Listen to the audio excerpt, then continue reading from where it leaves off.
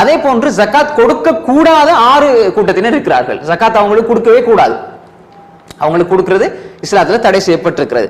அதுல முதலாவதாக இந்த நல்ல வசதி உள்ள செல்வந்தர்கள், அவங்களுக்கு கொடுக்க இயலாது. அதுல வசதியாக வாழக்கூடியவங்களுக்கு கொடுக்க இயலாது. நல்ல உடம்புல தெம்பி இருக்குது, உழைக்கிறது இல்ல, இவர் ஜகாத்தை எதிர்பார்த்திருக்கிறார், இவர் கொடுக்க இயலாது.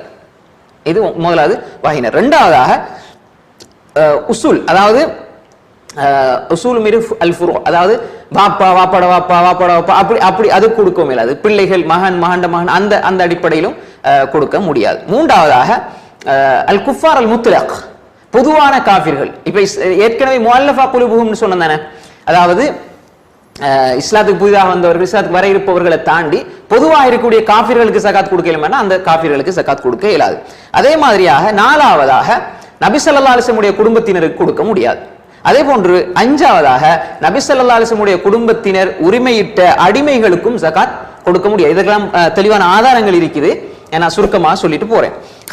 ஆறாவதாக அடிமைகள், நம்ம சொன்னோம் பொதுவான அடிமைகளுக்கு கொடுக்க இயலாது. ஏன்னா அது எஜமான் தான் அவர்களுடைய முழு பராமரிப்பும் எஜமானுடைய கையில் இருக்கிறதுனால நம்ம அடிமைகளுக்கு ஜகாத் கொடுக்க வேண்டிய அவசியம் கிடையாது. அது முகாத்தபாக இருந்தால், உரிமை சீட்டு எழுதப்பட்ட அடிமையாக இருந்தால் ஜகாத் கொடுக்கலாம், அது குர்ஆன்ல சொல்லப்பட்டிருக்கு. பொதுவான அடிமைகளுக்கு ஜகாத் கொடுக்க முடியாது. 8 கூட்டத்தினருக்கு ஜகாத் கொடுப்பது கடமை, 6 கூட்டத்தினருக்கு ஜகாத் கொடுக்க கூடாது என்பதை நாம் புரிந்து கொள்ளலாம்.